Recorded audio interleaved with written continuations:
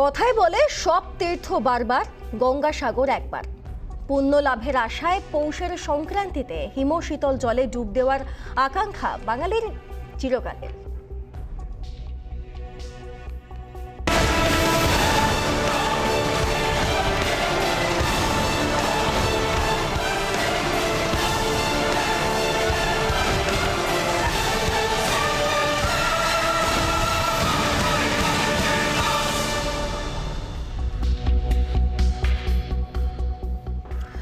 সাগরের নোনা জলে মিশেছে ভাইরাসের আতঙ্ক। কোভিড আতঙ্কের ছায়া কপিল মুনির আশ্রমে। স্বাস্থ্যবিধি মেনে সাগরের পুণ্য স্নানের ব্যবস্থা করেছে রাজ্য। হাইকোর্টের হলফনামাও দিয়েছে সরকার।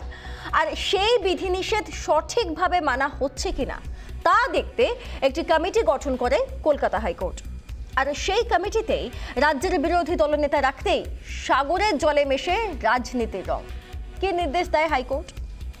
হাইকোর্ট যা নির্দেশ দেয়, প্রথমে 3 সদস্যের কমিটি গঠন করা হয়। কমিটিতে রাজ্যের বিরোধী দলনেতার নামও থাকে।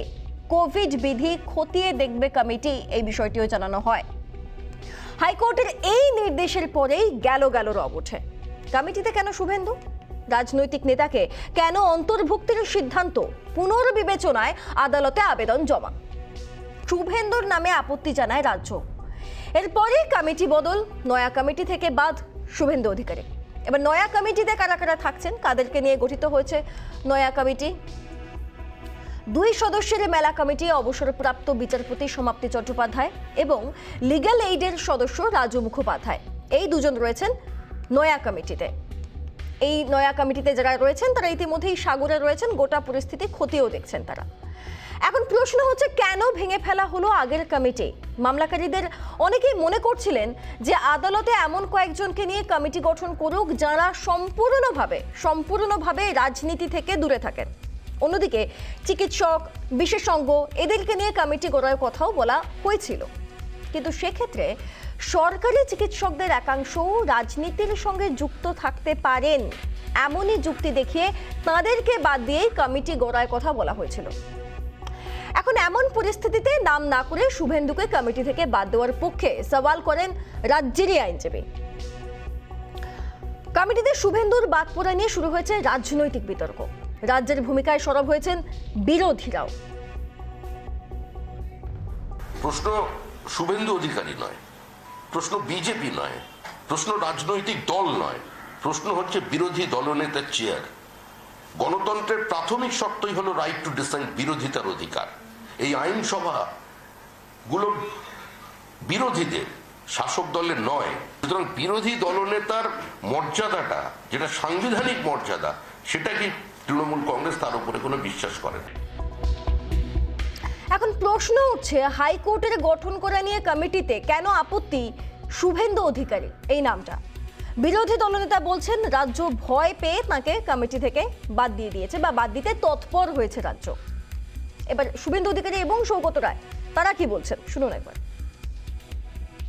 মহামান্য আদালতের প্রধান বিচারপতি মনে করেছিলেন রাখা দরকার, তাই রেখেছিলেন। এবং কালকে রাজ্য সরকারের আপত্তি, এই যে পিটিশনগুলো সব রাজ্য সরকার করিয়েছে। রাজ্য সরকার বিজেপিকে ভয় পায়, বিরোধী দলনেতাকে ভয় পায়। শুভেন্দু অধিকারী বোঝা উচিত যে তার পার্টি বিধানসভা নির্বাচনে 294 মাত্র 77 পেয়েছে। কলকাতা পৌরসভার নির্বাচনে 144 মাত্র 3 পেয়েছে। তা যে পার্টি এইরকম নির্বাচনী ফল করে, তাদের কি ভয় পাওয়ার কোনো কারণ আছে? আমরা ওকে ভয় পাই না। রাজ্য সরকার পিটিশন করেছেন, হাইকোর্ট সেটা মান্যতা দিয়েছেন এবং শুভেন্দু অধিকারী বাদ পড়েছেন। এ ব্যাপারে আমাদের কি করা আছে? আমাদের বক্তব্য রাজ্য সরকার তার বক্তব্য বলেছেন। এটা ভয় পাওয়ার জন্য নয়। আপনি দেখবেন নতুন যে 2জন মেম্বার হয়েছে, কেউই পলিটিক্যাল লোক নয়, তারা হচ্ছেন লিগ্যাল লোক। সুতরাং এটাই আমাদের ভিউ, লিগ্যাল লোকরাই দেখুন যে আইন রক্ষা হচ্ছে কিনা। বিভিন্ন ইস্যুতে রাজ্যের ভূমিকা নিয়ে প্রশ্ন তোলা, গঠনমূলক সমালোচনা করা, এটাই সুস্থ গণতন্ত্রের লক্ষ্য হওয়া উচিত। কিন্তু এই রাজ্যে বিরোধীদের কণ্ঠরোধ করার অভিযোগ বারবার সামনে এসেছে। নন্দীগ্রামের বিধায়ক শুভেন্দু অধিকারী বিরোধী দলনেতা হওয়ার পর রাজ্যের একাধিক কমিটি নিয়ে বিতর্ক তৈরি হয়েছে, সেটা পাবলিক অ্যাকাউন্টস কমিটি হোক বা রাজ্য মানবাধিকার কমিশনের চেয়ারম্যানের নাম সুপারিশ করা হোক।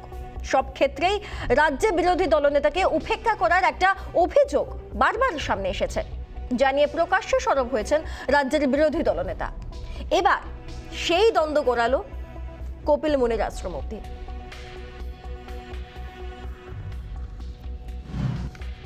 শুভেন্দু অধিকারী ব্যক্তি নন, বিরোধী দলনেতা।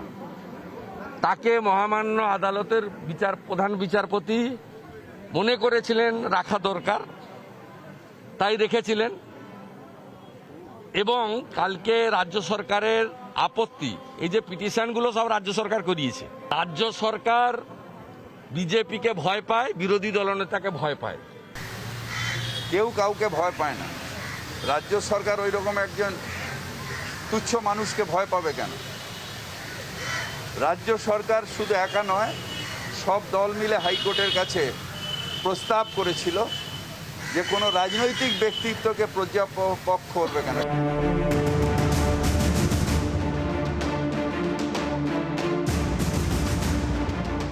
গঙ্গাসাগর মেলাতেও রাজনীতির রং। নজরদারি কমিটি থেকে বাদ দেওয়া হলো রাজ্যের বিরোধী দলনেতা শুভেন্দু অধিকারীকে। হাইকোর্টের নির্দেশে গঠিত কমিটিতে প্রথমে জায়গা পান রাজ্যের বিরোধী দলনেতা। হাইকোর্টের সিদ্ধান্ত পুনর্বিবেচনার জন্য আদালতে একাধিক আবেদন জমা পড়ে। তার মধ্যে রাজ্যের তরফেও পৃথক আবেদন জমা পড়ে। রাজ্যের বিরোধী দলনেতার অভিযোগ, ভয় পেয়ে তাঁকে কমিটি থেকে বাদ দেওয়ার আবেদন জানায় রাজ্য। প্রথমত, শুভেন্দু অধিকারী ব্যক্তি নন, বিরোধী দলনেতা। তাকে মহামান্য আদালতের প্রধান বিচারপতি মনে করেছিলেন রাখা দরকার, তাই রেখেছিলেন। এবং কালকে রাজ্য সরকারের আপত্তি, এই যে পিটিশনগুলো সব রাজ্য সরকার করিয়েছে। রাজ্য সরকার বিজেপিকে ভয় পায়, বিরোধী দলনেতাকে ভয় পায়। মমতা ব্যানার্জির সিঙ্গেল পয়েন্ট এজেন্ডা হচ্ছে বিরোধী দলনেতাকে আটকাও। বিরোধী দলনেতাকে বাদ দিয়ে কিছু সাংবিধানিক বিষয় আছে যেটা মমতা ব্যানার্জি চাইলেও পারবেন না। শুভেন্দু অধিকারীর এই বক্তব্যের পাল্টা দিয়েছে রাজ্যের শাসক দলও। কেউ কাউকে ভয় পায় না। রাজ্য সরকার ওই রকম একজন তুচ্ছ মানুষকে ভয় পাবে কেন? রাজ্য সরকার শুধু একা নয়, সব দল মিলে হাইকোর্টের কাছে প্রস্তাব করেছিল যে কোনো রাজনৈতিক ব্যক্তিত্বকে পক্ষ করবে কেন। সে তো রাজনৈতিকভাবে সরকারকে বদনাম করার জন্য কিংবা নিজের রাজনৈতিক ফায়দার জন্য যেভাবে গঙ্গাসাগরটাকে নিয়েও সে নিজের বিভেদগামী রাজনীতি করবে বা সেখানে গিয়ে রাজ্য সরকার বা রাজ্যকে অপমান করার চেষ্টা করবে। শুভেন্দুর নাম বিতর্কে শাসক বিরোধী ইগো হিসেবেই দেখছে বামেরা। হাইকোর্টে যে ডাক্তারবাবু সহ বিভিন্ন সংস্থা তারা যে কমপ্লেন করেছিলেন, তারা যে কেস করেছিলেন, সেটা কিন্তু কমিটি গঠনের জন্য নয়। আর কাউকে একটা কমিটিতে বসিয়ে দিয়ে এসব দেখা যায়, তার পরিবর্তে শুভেন্দু অথবা শুভেন্দুর পরিবর্তে অন্য কেউ বসিয়ে দিয়ে এটা দেখা যায় বা সমাধান করা যায়, তা নয়। এটা কমিটি নিয়ে তর্কটা অহেতুক। তাতে কারুর ইগো স্যাটিসফাইড হতে পারে, কারোর ইগো ডিসস্যাটিসফাইড হতে পারে, তাতে দেশের লোকের কিছু এসে যায় না। শাসক বনাম বিরোধী দলনেতার রাজনৈতিক সংঘাতের ছবি চেনা বাংলায়। নন্দীগ্রামের বিধায়ক শুভেন্দু অধিকারী রাজ্যের বিরোধী দলনেতা হওয়ার পর সেই সংঘাত আরও বেড়েছে। বিধানসভায় পাবলিক অ্যাকাউন্টস কমিটি থেকে রাজ্য মানবাধিকার কমিশন, লোকপালের চেয়ারম্যান নিয়োগ নিয়ে রাজ্যের শাসক দলের বিরুদ্ধে সুর চড়িয়েছিলেন শুভেন্দু। কোভিড আবহে গঙ্গাসাগর মেলা নিয়ে জল গড়িয়েছে আদালতে। রাজ্যে কোভিড পরিস্থিতির বাড়বাড়ন্তে রাজ্য সরকারকে কাঠগড়ায় দাঁড় করিয়েছে বিরোধীরা। সাগর মেলা সুপার স্প্রেডার হতে পারে, এই বিতর্ক সামনে আসছে। এই পরিস্থিতিতে কমিটি থেকে শুভেন্দুকে বাদ দেওয়া নতুন বিতর্ক তৈরি করলো। রিপাবলিক বাংলা।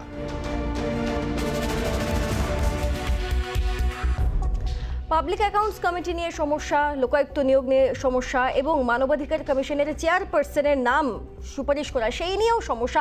নানা বিষয় দেখা গেছে যে বিরোধী দলনেতার যে ভূমিকা, সেই ভূমিকা কোথাও না কোথাও গিয়ে কিছুটা পিছিয়ে পড়ছে, এটা অভিযোগ।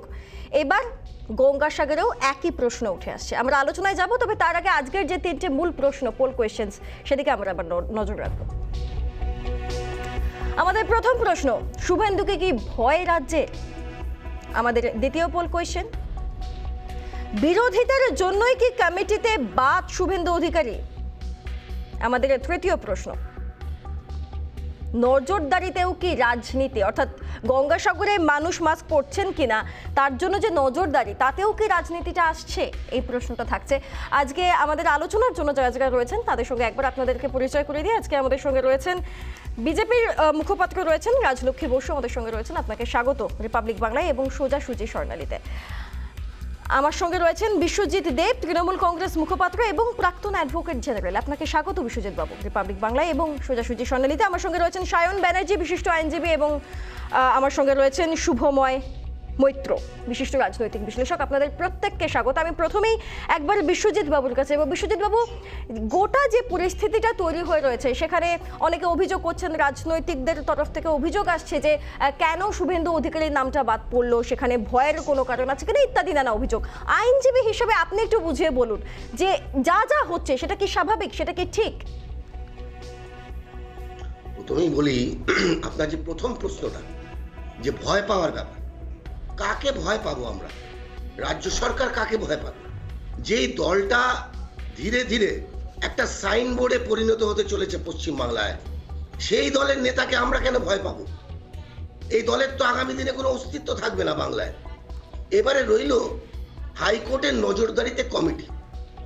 হাইকোর্ট একটা গাইডলাইন ঠিক করে দিয়েছে যে কোন গাইডলাইনে গঙ্গাসাগর মেলাটা হবে, এবং সেই গাইডলাইন ধরেই কিন্তু এই গঙ্গাসাগর মেলার ব্যাপারে পুরো ব্যাপারটা, হাইকোর্টের অর্ডারটা কিন্তু ইমপ্লিমেন্ট করছে রাজ্য সরকার।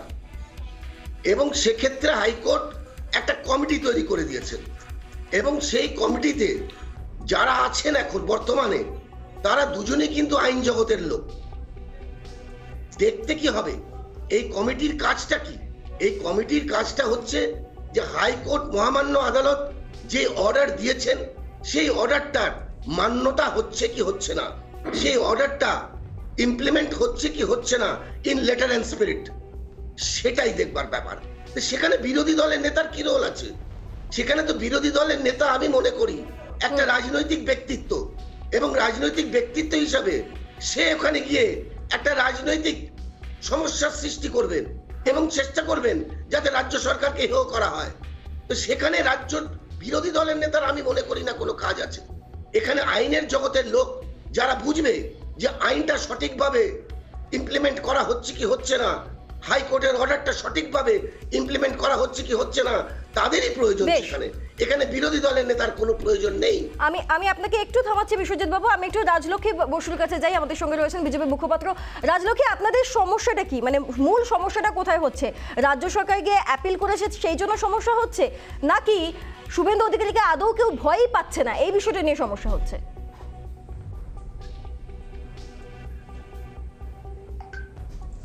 নমস্কার। দেবতার প্লাস কবিতাটা সবাইকে পড়তে হবে। আমার মনে হয় তৃণমূল কংগ্রেসকে ভালো করে পড়তে হবে। জল তোলে দিয়ে আসি সাগরের জলে। তো আমার মনে হয় সেই মোক্ষদামাসির ভূমিকাতে এখন রাজ্য সরকার রয়েছে, এটাই আমাদের সমস্যা। সেই মোক্ষদামাসির ভূমিকাতে আছে বলেই আজকে যেখানে দেখা যাচ্ছে পজিটিভিটি রেট 50%-এর কাছাকাছি, সেইখানে তারা সাগর মেলা করতেই হবে, তার জন্য উদ্বাহ নৃত্য নাচছেন। এইটা হচ্ছে আমাদের সমস্যা। এবার দ্বিতীয় সমস্যা হচ্ছে, তারপরে হাইকোর্টের নির্দেশে যখন কমিটি তৈরি করা হলো, সেখান থেকে বিরোধী ক্ষেত্রটাকে সম্পূর্ণ লোপাট করে দেওয়া, এটা আরো বড় সমস্যা। তাহলে তদারকি করবে কে?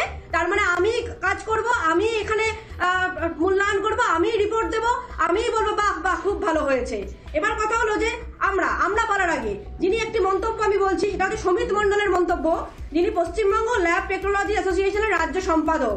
তিনি বলছেন, আমাদের বক্তব্য নয় কিন্তু, তিনি বলছেন যে রাজ্য সরকারের স্বাস্থ্য দপ্তর গঙ্গাসাগর মেলাকে কেন্দ্র করে যেটা টার্গেট রাখছে, যে দক্ষিণ 24 পরগনা জেলাতে প্রতিদিন নাকি 7,800টা করে র্যাপিড অ্যান্টিজেন টেস্ট হবে, না আছে টেকনিশিয়ান, 50%-এর উপর টেকনিশিয়ান তারা করোনা আক্রান্ত হয়ে রয়েছেন, না আছে কোনো ফ্যাসিলিটি। এই জায়গাটাকে খতিয়ে দেখবার জন্যই বিরোধিতার পরিসরকে দরকার ছিল। যতক্ষণ না পর্যন্ত বিরোধিতার পরিসর দেওয়া হচ্ছে ততক্ষণ পর্যন্ত সেখানে কোনো রকম জিজ্ঞাসা করার রাজলক্ষ্মী বুঝতে পেরেছি। হয় না। আমি একটু সায়নের কাছে যাই। সায়ন, আপনি এই বিষয়ে কি বলবেন? সায়ন, তখনই সেখানে কারচুপি তৈরি হয়। একজন প্রাক্তন বিচারপতি সেই কমিটিতে আছে, মেম্বার সেক্রেটারি। বেশ বিশ্বজিৎ বাবু, আসছি আমি আপনার কাছে। হ্যাঁ সায়ন, একটু শান্ত হতে বলবো। রাজলক্ষ্মী ফিরছি। আমি একটু সায়নের বক্তব্যটা শুনে নিই। রাজলক্ষ্মী, হাওড়া বালি বিল নিয়ে রাজ্যের অ্যাডভোকেট জেনারেল মিথ্যাচার করেছেন। আপনারা নিজেরাই মিথ্যা কথা বলছেন, অন এয়ার মিথ্যা কথা। কেন এসব বাজে কথা বলছেন? কেন বাজে কথা বলছেন? কেন মিসলিড করছেন? সত্যি কথাটা বলার চেষ্টা করুন। আপনারা তো হাওড়া বালি বিলটা আজকে আমাদের ইস্যু নয় রাজলক্ষ্মী। আমি আসছি। আমি একটু সায়নের বক্তব্যটা শুনে নিই। একজন প্রাক্তন বিচারপতি এই কমিটিতে আছে, তাতেও আপনাদের রাগ, তাতেও আপনাদের গাত্রদাহ। একজন প্রাক্তন বিচারপতিকে আপনারা মানেন না। আমাদের মূল আলোচনায় আমাদেরকে থাকতে হবে। রাজলক্ষ্মী, বিশ্বজিৎ বাবু, আমি দুজনকেই একটু শান্ত হতে বলছি। আমি আসছি। সায়ন, সায়ন, আমি সায়নের বক্তব্য শুনি। সায়ন, সৃজিত আপনি ওদেরকে থামান, তারপর আমি বলছি। হ্যাঁ, বলা শেষ হলে না, আমি প্রথমে 2-3টে কথা বলতে চাই। রাজ্যের বিরোধী দলনেতা শুভেন্দু অধিকারীর যা বক্তব্য, তার চাইতে বিজেপি স্পোকসপারসন রাজলক্ষ্মীর বক্তব্য অনেক বেশি ট্রান্সপারেন্ট। তার কারণ রাজলক্ষ্মীকে এই সমস্ত বিষয় টিভিতে অন্তত বলতে শোনা গেল। শুভেন্দু অধিকারীকে কমিটিতে যখন রাখা হলো তার পরবর্তী সময় থেকেও এই ধরনের বক্তব্য আপনাদের মিডিয়া কর্মীদের কাছে আছেও, আপনারা সেটা দেখাতে পারবেন না। 1 নম্বর কথা। 2 নম্বর কথা, যে মামলাকে নিয়ে আপনারা আলোচনা করছেন সেই মামলার আইনজীবী আমি। ওই মামলা আমার করা, এই কমিটি কনস্টিটিউট করা যতগুলো মামলা হয়েছে, ওয়ান অফ দেম সেই মামলা আমার করা। অজয় দে হচ্ছেন আমার ক্লায়েন্ট। আমাদের যে মূল দাবি ছিল, যেখান থেকে গোটাটা সরে গিয়ে আমার আজকে আপনাদের শোটাতে বসে মনে হচ্ছে, sorry to say, don't mind Srijita, মানে এটা একটা শুভেন্দু অধিকারী বা এই কেন্দ্রিক শো হচ্ছে, আদৌ যেটা নয়। আমাদের যে মূল কথা ছিল 3 জনের এটা শুভেন্দু অধিকারী কেন্দ্রিক কিন্তু শো নয়, এটাই আমরা বোঝাতে চাইছি যে এটা শুভেন্দু অধিকারী কেন্দ্রিক শোটা নয়। হ্যাঁ, না, এটা কিন্তু আপনার গোটা প্রতিবেদন, আপনার পোল কোয়েশ্চেন সবকিছু শুনলে তাই মনে হচ্ছে। আমি নেক্সট একটা বিষয়তে আসছি, যে মূল আলোচনার বিষয়টা কি ছিল, মামলাটা কি জন্য ছিল। এই কারণে ছিল 3 জনের কমিটি বানিয়েছে। 3 জনের কমিটির মধ্যে হিউম্যান রাইটস কমিশনের রাজ্যের যিনি চেয়ারপারসন, সেই চেয়ারপারসন ইজ এমটি নাও, সেখানে কেউ নেই। 1 নম্বর কথা। 2 নম্বর কথা, সেখানে কোনো ডক্টরস বা এক্সপার্ট নেই। এই ধরনের যে কমিটি, সেই কমিটিগুলোতে ডক্টরস এবং এক্সপার্টস থাকতে হবে। আমাদের তরফ থেকে আমরা 2-3 জন ডক্টরের নাম রেফার করেছিলাম না। আনফরচুনেটলি মহামান্য আদালতের কাছে এই সাবমিশনও কেউ করেছেন যে সমস্ত ডক্টররা ডিরেক্ট গভর্নমেন্ট সার্ভিসের সাথে যুক্ত আছে তাদেরকে এখানে না রাখতে। সেই জায়গা থেকে দাঁড়িয়ে 2 জনের নতুন করে একটি কমিটি সেখানে গঠন করা হয়েছে। একজন প্রাক্তন বিচারপতি রয়েছে, লিগাল এড সার্ভিস থেকে একজন রয়েছে। আমি 3 নম্বরে এবার একটা বিষয় সৃজিতা আসছে। আমি বলছি এত আলোচনা তো হলো, আমি বলছি রাজলক্ষ্মী যে কথাগুলো বলছে, আচ্ছা আমরা যখন মামলাটা করতে গেলাম গঙ্গাসাগর বিষয়টা নিয়ে, বুঝতে পেরেছি। তাহলে অর্থাৎ নজরদারি কমিটিতেও কি রাজনীতি হচ্ছে? আমি এই উত্তরটা একটু শুভময় বাবু থেকে নেব। আসছি সায়ন, আসছি। আমি একটু শুভময় বাবুর থেকে উত্তরটা নিয়ে নিই। শুভময় বাবুর থেকে, যে নজরদারিতেও কি রাজনীতি হচ্ছে?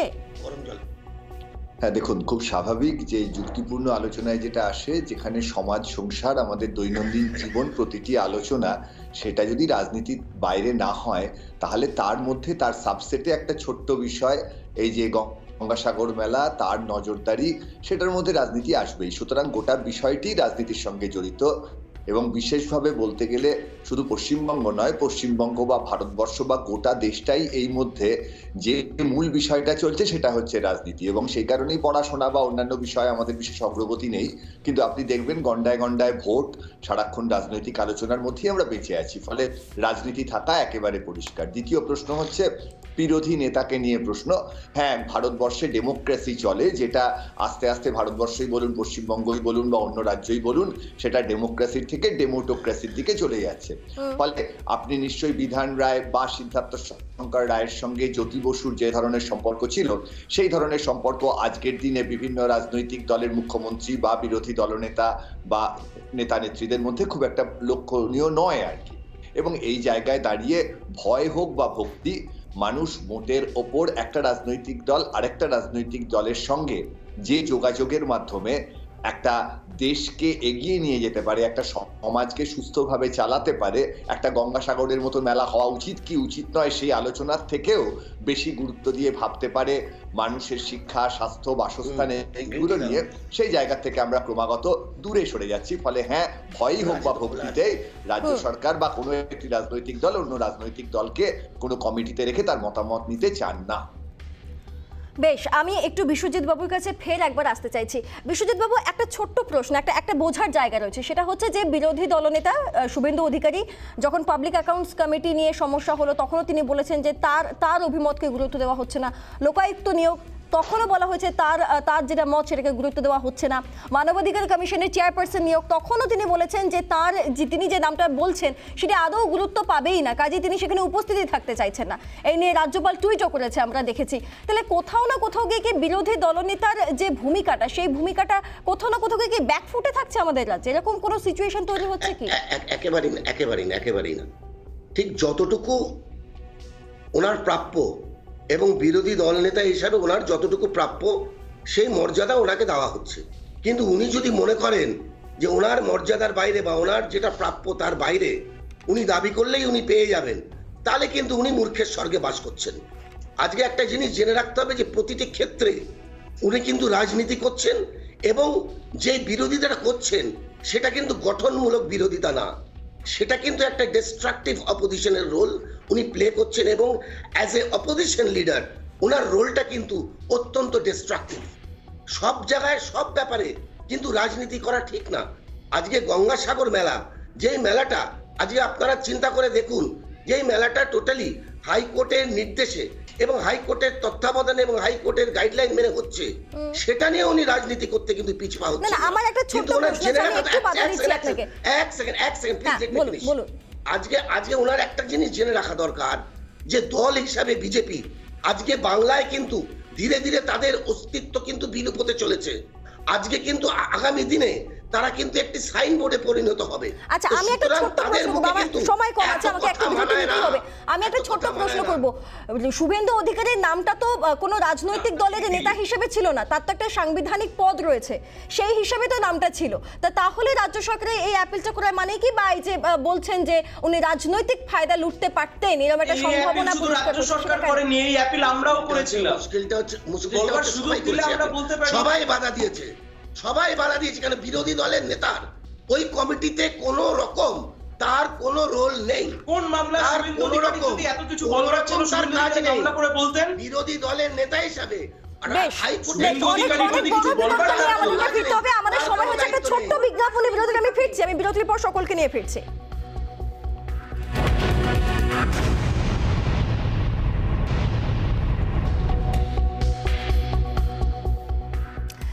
একদিকে শুভেন্দু অধিকারীর নাম কমিটি থেকে বাদ পড়া নিয়ে যখন রাজনৈতিক তরজা তুঙ্গে, তখন অন্যদিকে আজ স্বামী বিবেকানন্দের 160তম জন্মবার্ষিকী। সেই দিনে আরও একটি বিষয় গুরুত্বপূর্ণ হয়ে দাঁড়িয়েছে, যাকে নিয়ে রাজনৈতিক তরজা তুঙ্গে রয়েছে। কি সেই বিষয়? বিবেক বাহিনী। আজকেই রাজ্য বিজেপির দফতর থেকে বিবেক বাহিনীর উদ্বোধন করা হয়েছে। স্বামীজির জন্মশতবার্ষিকীতে বিজেপির নতুন উদ্যোগ, করোনাকালে মানুষের পাশে থাকতে যাত্রা শুরু বিবেক বাহিনীর। এ নিয়ে রাজনৈতিক তরজায় বাম, বিজেপি, তৃণমূল। রেড ভলেন্টিয়ারদের মতোই কি উদ্যোগ? জল্পনা উড়ালেন বিজেপি নেতৃত্ব।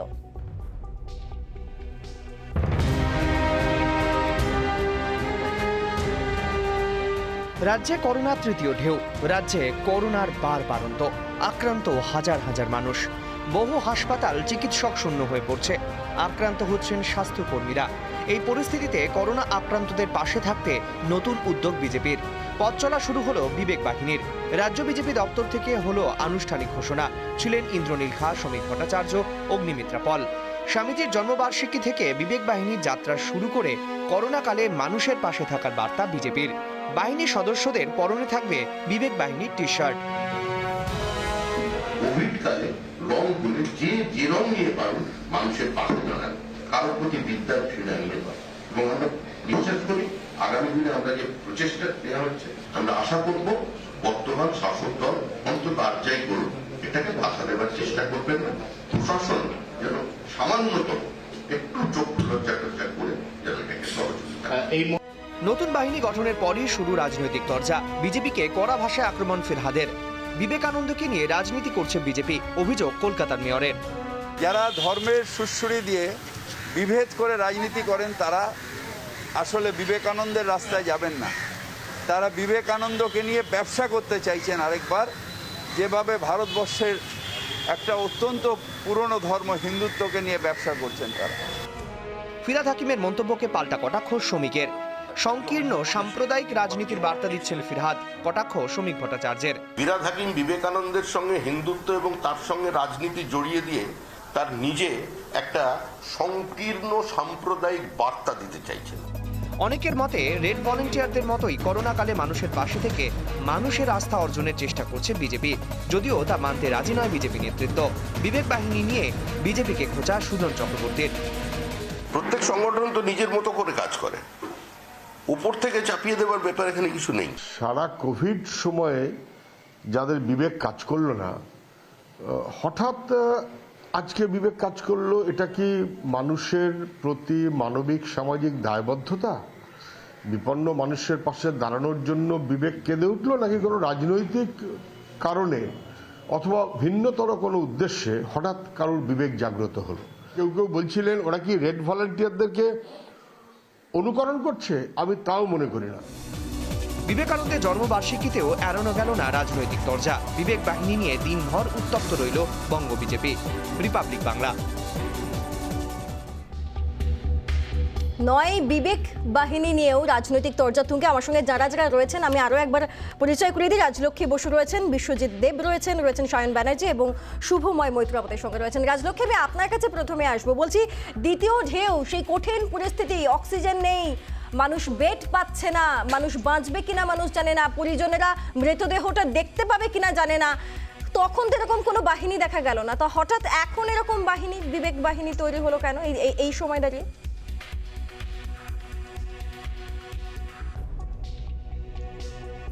বেশ, প্রথমে হচ্ছে আমি ওই কথাটাকে নোট করলাম, বিবেকানন্দের সাথে রাজনীতি করা বিজেপি। আমি সত্যি লজ্জিত এবং স্তম্ভিত এই বক্তব্য শুনে।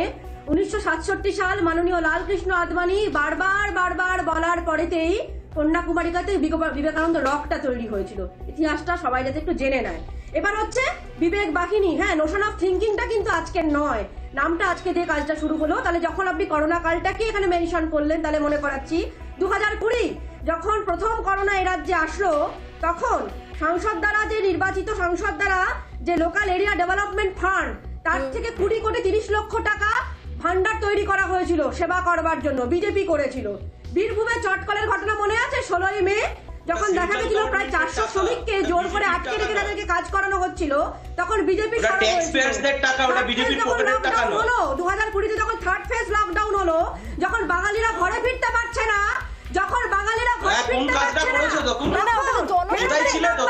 তখন বিজেপিকে তৈরি করতে হয়েছিল।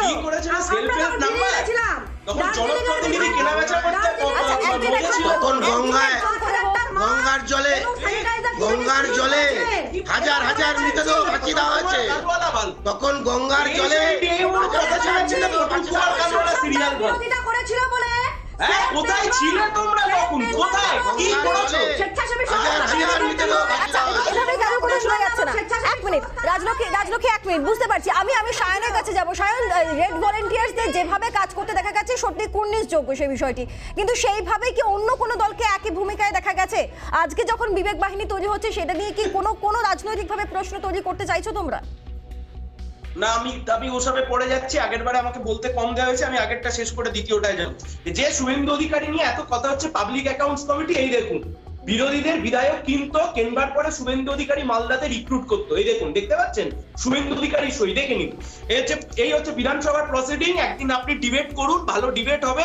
শুভেন্দু অধিকারী আগে কি করেছেন এই পাবলিক অ্যাকাউন্টস কমিটির সময়, যখন বিরোধীদের গলা দমন করা হয়েছে, তখন বলবো। দ্বিতীয় কথা, ওয়াজ ইউ লাইক দেখেছেন সৃজিতা? যেমন খুশি তেমন সাজো, কখনো অলিম্পিকের সমর্থনে রেড রোডে ছুটে বেড়াও, কখনো ভিক্ষাং দেহি বলে সৌমিত্র খা চাল ভিক্ষা করতে যাবে ভোট ভিক্ষার নাম করে, আবার কখনো কখনো যখন থার্ড ওয়েভে অক্সিজেন মানুষের কার্যত কম লাগছে, হসপিটালে ভর্তির সংখ্যা কম, হসপিটালের নাম্বার অফ বেডের যেখানে কম ভর্তি হচ্ছে, সেই সময়তে দাঁড়িয়ে ওনাদের এখন বিবেক জাগ্রত হয়েছে। কোভিডের ফার্স্ট ওয়েভের সময় ওনারা কি করছিলেন? মধ্যপ্রদেশের সরকার কেনা বেচা করছিলেন। কোভিডের সেকেন্ড ওয়েভের সময় ওনারা কোথায় ছিলেন? ওনাদের নেতা রাজলক্ষ্মী আসছি, সময় পাবেন আপনি, রাজলক্ষ্মী আপনি সময় পাবেন, স্বয়ং বলো, রাজলক্ষ্মী আপনি সময় পাবেন, স্বয়ং বলো। মিউট করা হোক, কানে লাগছে, মিউট করা হোক। না না না না, মিউট করা হোক। আমি বলছি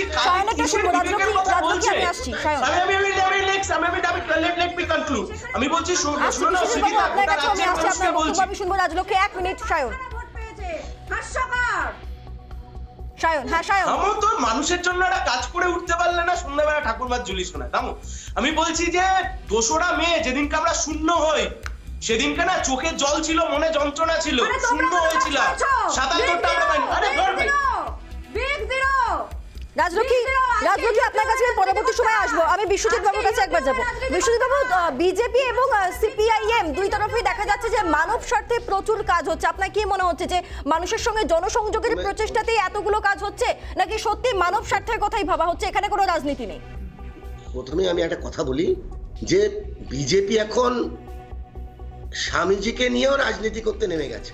স্বামীজির ছবি সামনে রেখে তাকে নিয়েও তারা এখন রাজনীতি করতে নেমে গেছে। তারা এখন তো কিছু পাচ্ছে না, তাদের কাছে এখন অবলম্বন হচ্ছে স্বামীজি। এখন স্বামীজির মতো এক মহান ব্যক্তিত্বকে নিয়ে তারা রাজনীতি করতে নেমে গেছে। কোথায় ছিলেন তারা 2020 সালে যখন প্রথম কোভিডের ঢেউ আছড়ে পড়লো? কোথায় ছিলেন দ্বিতীয় ঢেউয়ের সময় যখন হাজার হাজার মৃতদেহকে তারা গঙ্গার জলে ভাসিয়ে দিল? কোথায় ছিলেন তখন যারা তখন কেন্দ্রীয় সরকার? কোথায় ছিলেন যখন আমরা অক্সিজেন পাচ্ছিলাম না, যখন বাংলার মানুষ অক্সিজেন পাচ্ছিল না, যখন বাংলার মানুষ রাজলক্ষ্মী আসছি, আপনি সুযোগ পাবেন, আপনি বলতে দিন। বিশ্বজিৎ বাবু, হ্যাঁ বলুন। বিবেক বাহিনী বলুন বিশ্বজিৎ বাবু, বিশ্বজিৎ বাবু বলুন। এইসব ভণ্ডামি আর মানুষ এসব মানুষ আর বিশ্বাস করবে না। স্বামীজিকে সামনে রেখে এই সব রাজনীতি আর মানুষ বিশ্বাস করবে না। এবার ভণ্ডামি করা বন্ধ করুন, মানুষের পাশে দাঁড়িয়ে। বিশ্বজিৎ বাবু, ওরা তো মানব স্বার্থেই কাজ করতে চাইছেন, বলছেন তো যুব সমাজ মানুষের হয়ে কাজ করবে। আপনাদের কেন ভণ্ডামি মনে হচ্ছে? আপনাদের ভণ্ডামি কেন মনে হচ্ছে বিশ্বজিৎ বাবু? এখানে ভুল কোথায়? 100 বার যেখানে পারেনি, দ্বিতীয় ওয়েভের সময় মানুষকে যেখানে ভ্যাকসিন দিতে পারেনি, মানুষকে অক্সিজেন দিতে পারেনি, মানুষের দেহ ভাসিয়ে দেওয়া হয়েছে গঙ্গার জলে, সেই সরকার আবার বলে বিবেক বাহিনী করে আমরা কাজ করব। সেই দলের সরকার বলে, সেই দল বলে। এদের লজ্জা হওয়া উচিত। এদের লজ্জা করে না? আজকে স্বামীজিকে নিয়ে এরা রাজনীতি করছে। বেশ, আমি একটু শুভময় বাবুর কাছে, শুভময় মৈত্র আমার সঙ্গে রয়েছেন, রাজলক্ষ্মী আপনার কাছে আসছি। শুভময় বাবু রয়েছেন আমাদের সঙ্গে। শুভময় বাবু, আজকের এই বিবেক বাহিনী নিয়ে এত যখন রাজনৈতিক তরজা চলছে, তখন আপনার কি মনে হয় সত্যি এটা জনস্বার্থে মানব স্বার্থে করা, নাকি পরপর যে ভোটগুলো আমরা দেখেছি সেখানে বিরোধী দলের যে আমরা ভূমিকা দেখেছি বা বিরোধী দলের মানুষের যা সমর্থন দেখেছি, তারপর এই সিদ্ধান্ত মানুষের আরো কিছুটা কাছাকাছি যাওয়ার প্রচেষ্টা বলে মনে করা হচ্ছে? আপনার কি মনে হয়? দেখুন, মানে মাঝে মাঝে তো আমার কিছু মনেই হয় না, কারণ কানে তো প্রায় শুনতেই পাই না। ভাবছি আমার জন্য আপনারা যদি একটা রিলিফ ফান্ড করে কানের ডাক্তার দেখানোর জন্য কিছু টাকা তুলে দেন, খুব সুবিধে হতো। যাই হোক, প্রথম যে বক্তব্য সেটা হচ্ছে যে এই যে মানুষ কিন্তু কোভিড পরিস্থিতির মধ্যে সে তৃণমূলের সমর্থক হন, বিজেপির RSS এর সমর্থক হন, কংগ্রেসের বামপন্থী সমর্থক হন, মানুষ কাজ করেছেন। একজন ডাক্তারবাবু থেকে শুরু করে একজন স্বাস্থ্যকর্মী, একেবারে রাস্তার একটি পাড়ার ছেলে যখন মানুষকে বাঁচিয়েছেন, তারা রাজনীতির রং খুঁজে দেখেন। 1, 2, বামপন্থীরা যখন এই ধরনের একটা প্রোগ্রাম শুরু করেছিল রেড ভলেন্টিয়ারদের, তাদের কিন্তু মার্কসের জন্মদিন বা লেনিনের জন্মদিন খুঁজতে হয়নি সৌভাগ্যবশত। যদিও আজকে বিবেকানন্দর জন্মদিনেও যদি বিজেপি এই ধরনের একটা প্রোগ্রাম নেয়, তাকে স্বাগত। এমনিতেই কিন্তু RSS এর প্রচুর জনমুখী কার্যকলাপ আছে, অস্বীকার করার কোনো জায়গা নেই। হয়তো আমি বলবো বিজেপি এই ধরনের একটা বিবেকানন্দর জন্মদিন ছাড়াও তাদের দলের সেই মানুষগুলোর খোঁজ নিন যাদের অনেককে আমি চিনি, যারা বিবেক বাহিনী ছাড়াও আরএসএস কে সমর্থন করেন এবং মানুষের জন্য কাজ করেন। অদ্ভুত গোলমালটা কি হচ্ছে, তৃণমূল বিজেপির মারামারির মধ্যে কিন্তু সাধারণ মানুষের যে কাজ বা রেড ভলেন্টিয়াররা যখন কাজ করেছেন তার সঙ্গে ভোটকে রিলেট করা নিয়ে অনেক আলোচনা হচ্ছে। বামপন্থীরা অবশ্যই বলেন, তারা বলেছেন ভোট না পেলেও তারা কাজ করবেন, শুভ উদ্যোগ। অর্থাৎ একটা সামাজিক লড়াই, মানুষ একসঙ্গে মিলে কোভিডের বিরুদ্ধে আন্দোলন, সেই জায়গাটাকে রাজনৈতিক তরজায় এত নিচে নামিয়ে আনার আমার মনে হয় না কোনো প্রয়োজন আছে।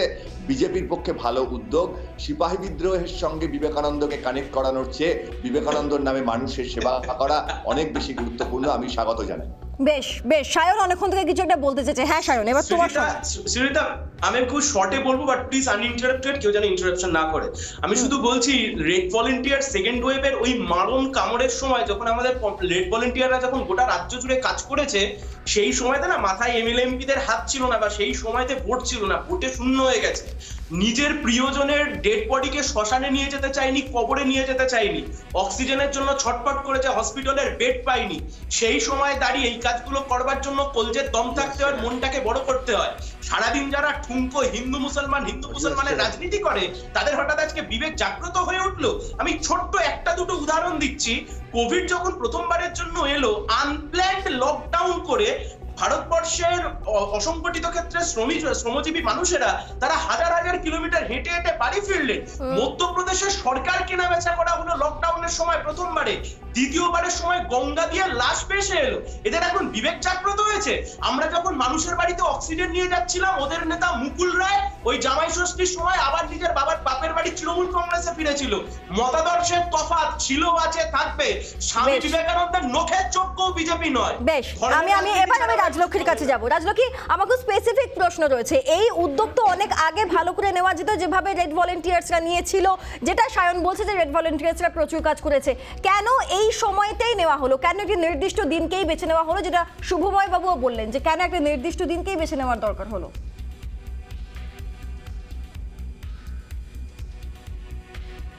সুজিতা, আমি মনে করি যারা বিরোধী রাজনৈতিক দল এখানে আছেন তারা কানে শুনতে পান না আমি বলার সময়, কিন্তু আপনি কেন পেলেন না? আমি যে বললাম 2020-তে যখন করোনা এখানে আসলো, তারপরে তো আমরা কি ভাবে কাজ করেছিলাম তার যে একটা পূর্ণাঙ্গ আমি তালিকা দেওয়ার চেষ্টা করি। না, সেখানে সায়ন আপনাকে জানিয়েছিল যে দ্বিতীয় ওয়েভের সময় সেই কঠিন পরিস্থিতিতে কেন কেউ ছিল না, এই অভিযোগটা ছিল সায়নের। আমি তার উত্তরটা নিতে চাইছি।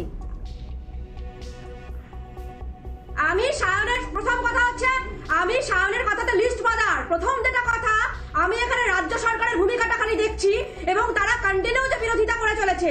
এবং 2020-তে যখন মানুষকে যখন খাদ্য জোগানো হচ্ছিল, তখন তারা এমন বিরোধিতা করেছিল যে বিজেপি তোমার প্রশ্নের উত্তর তুমি পাচ্ছ করা যায়নি, এবং যায়নি বলে দরজা চলতে থাকবে। আমার কাছে সময় কম, আমি বিশ্বজিৎ দেবের কাছে যাব। বিশ্বজিৎ বাবু রয়েছেন আমাদের সঙ্গে, আমি বিশ্বজিৎ দেবের কাছে যাব। হ্যাঁ বিশ্বজিৎ বাবু বলুন। তখন মানুষকে বিজেপি সরকার, কেন্দ্রীয় সরকার মানুষকে মিনিমাম পরিষেবা যেটা দরকার সেই পরিষেবা দিতে পারেনি। হাজার হাজার পরিযায়ী শ্রমিকরা হেঁটে হেঁটে বাড়ি ফিরেছে, তারা মৃত্যুবরণ করেছে। তাদের দিকে ঘুরেও তাকায়নি কেন্দ্রীয় সরকার, তাদেরকে একবারের জন্য তাদের পাশে দাঁড়ায়নি, তাদের জন্য ওষুধ দেয়নি, তাদের জন্য খাদ্য দেয়নি, তাদেরকে টাকা দেয়নি, তাদেরকে কিচ্ছু দেয়নি। আজকে আমরা দেখেছি যেভাবে মৃত্যুর কোলে ঢলে পড়েছে মানুষরা দ্বিতীয় ওয়েভের সময়, তখন কিন্তু একবারের জন্য কেন্দ্রীয় সরকার মানুষের পাশে দাঁড়ায়নি, বাংলার পাশে দাঁড়ায়নি।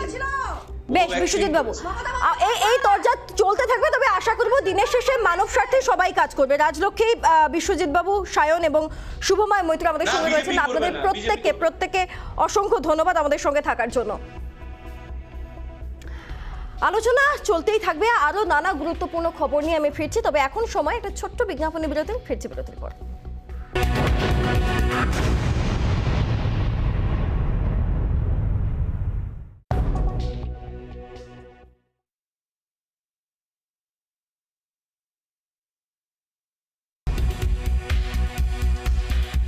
ফিরে এলাম বিরতির পর। সমস্ত গুরুত্বপূর্ণ খবরের দিকে নজর রাখবো, আর শুরুতে যে খবরের দিকে নজর রাখবো, শহরের দিনে দুপুরে গুলি, আমাদের এলাকায় গুলিবিদ্ধ ব্যবসায়িক মৃত্যু। মেডিকেল কলেজ হাসপাতালে নিয়ে যাওয়া হয়, অবস্থার অবনতি হয়, এসএসকেএম হাসপাতালে স্থানান্তর করা হয় গুলিবিদ্ধ ব্যবসায়ীকে। আম্বা স্ট্রিট এলাকায় কেশব রেসিডেন্সির কাছে অফিসের ভেতর ঢুকে গুলি চালানো হয় ওই ব্যক্তিকে বলে অভিযোগ। অর্ণব রয়েছেন এই মুহূর্তে আমাদের সঙ্গে সরাসরি। অর্ণব, কিভাবে এই ঘটনা ঘটলো, কারা গুলি চালালো, এই ব্যবসায়ীকে, তার পরিচয় কি, কিভাবে এই ঘটনা ঘটলো, পুরোটা তোমার থেকে জানবো।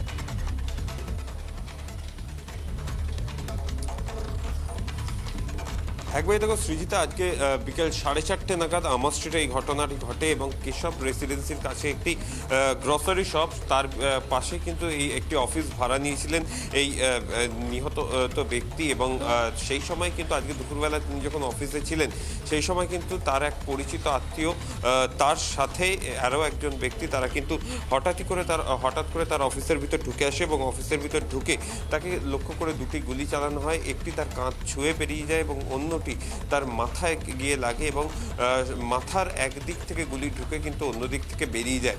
এবং এরপরেই কিন্তু আশঙ্কাজনক অবস্থায় তাকে প্রথমে মেডিকেল কলেজ হাসপাতালে নিয়ে যাওয়া হয় এবং মেডিকেল কলেজ হাসপাতালে নিয়ে যাওয়ার পর তাকে কিন্তু এসএসকেএমে নিয়ে আসা হয় এবং এখানেই তাকে মৃত বলে ঘোষণা করা হয়েছে।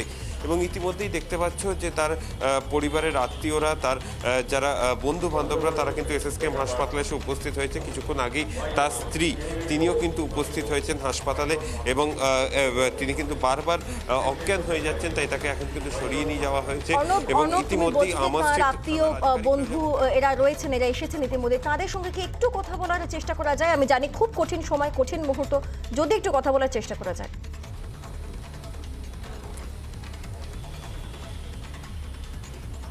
একবারই দেখো, আমরা কিছুক্ষণ আগেও তাদের সাথে কথা বলার চেষ্টা করেছিলাম, কিন্তু তারা এই বিষয়ে কোনো কথা বলতে এখনই রাজি নন। কারণ কিছুক্ষণ আগেই এই খবরটি এসে তাদের কাছে পৌঁছেছে। কার্যত এই মুহূর্তে তারা কারোর সাথেই কিন্তু কথা বলতে রাজি নন। আমরা চেষ্টা করেছিলাম তাদের সাথে কথা বলার, কিন্তু এই মুহূর্তে যদি দেখা যায় তাহলে কিন্তু যারা আত্মীয়রা তারা কিন্তু কথা বলছেন, তদন্তকারী আধিকারিকরা রয়েছেন, তাদের সাথে কথা বলছেন। কিছুক্ষণ আগেই সেখানে গেছিলেন joint CP crime Muralidhar Sharma, ডিসিডিটি বেশ, তুমি গোটা পরিস্থিতির উপর নজর রাখো, আমি আবারও পরবর্তী সময় তোমার কাছে ফিরবো। শহরে দিনে দুপুরে গুলি, আমা স্ট্রিট এলাকায় গুলিবিদ্ধ ব্যবসায়ীর মৃত্যু। মেডিকেল কলেজ হাসপাতালে নিয়ে যাওয়া হয়, অবস্থার অবনতিতে এসএসকেএম, সেখানে মৃত বলে ঘোষণা করা হয় তাকে। এইমাত্র শুনেই আমি ছুটে এলাম যে আমাদের ওয়ার্ডে এতটা বিভিন্ন জাতির মানুষ বসবাস করে, সুন্দরভাবে বসবাস করে, এরকম দিনে দুপুরে এরকম অপ্রীতিকর ঘটনা, আমি তো নিজেই অবাক হয়ে যাচ্ছি। এর জন্য কিন্তু আমি প্রশাসনকে একটা কথাই বলবো, এর কিন্তু ইনভেস্টিগেশন ভীষণ প্রয়োজন আছে। কারণ আমি নিজেই আতঙ্কিত হয়ে পড়লাম যে এরকম দুপুরবেলা এরকম ঘটনা। হ্যাঁ, কর্মী তো নিশ্চয়ই, তৃণমূল কর্মী, আমাদের এখানে তার দাদা পরিবারও রয়েছেন, কিন্তু এরকম কোনো ইস্যু নেই যে মানে কোনো দলাদলির তৃণমূলকে মারবে বলেই যে এরকম তো ঘটনা ঘটেনি আগে কোনোদিনও। এবার নতুন করে কিছু শুরু হলো কিনা আমি কি করে বুঝতে পারছি না, প্রশ্ন আমার মধ্যেও রয়ে গেল আর কি।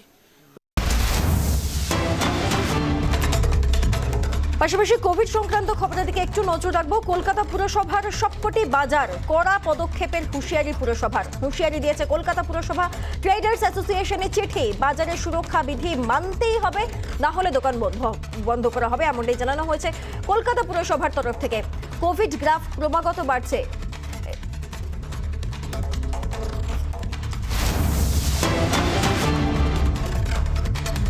অন্যদিকে এসটিএফ এর জালে মাদক বোঝাই ট্রাক, 2.5 কেজি হেরোইন উদ্ধার, আনুমানিক দাম প্রায় 12 কোটি। ধৃত এক মণিপুরের বাসিন্দা, অন্যজন যাকে ধরা হয়েছে তিনি ঝাড়খণ্ডের বাসিন্দা বলে জানতে পারা যাচ্ছে। 2.5 কেজি হেরোইন উদ্ধার, যার আনুমানিক মূল্য প্রায় 12 কোটি টাকা।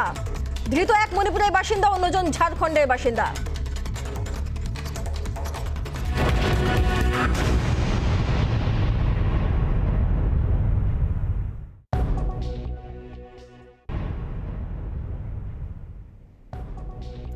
বেশ গুরুত্বপূর্ণ আজকের দিনটা।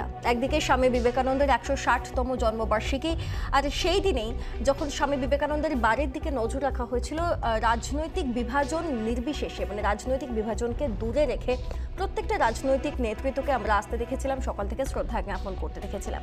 আবার সেই দিনই অদ্ভুত একটা বিতর্ক উঠে গেল বিবেক বাহিনী নিয়ে, যা বিজেপি রাজ্য দফতর থেকে আজকেই উদ্বোধন করা হয়েছে। যে বিবেক বাহিনী সাধারণ মানুষের হয়ে কাজ করবে। আবার আজকেই গঙ্গাসাগর মেলার যাত্রা শুরু হয়েছে, সেখানেও কিছুটা রাজনৈতিক তরজা রয়েছে। কমিটি নিয়ে, বিরোধী দলনেতাকে নিয়ে থাকবে রাজনৈতিক চর্চা থাকবে, বিতর্ক থাকবে, তর্ক থাকবে, সবকিছুই থাকবে। তবে হ্যাঁ, কোভিড আবহে আমাকে, আপনাকে, আমাদের সবাইকে সচেতন থাকতে হবে, মানুষ হয়ে মানুষের পাশে থাকতে হবে। সোজাসুজি স্বর্ণালী আজ এই পর্যন্তই। এরপর দেখুন জবাব চায় বাংলা বিশাখার সঙ্গে।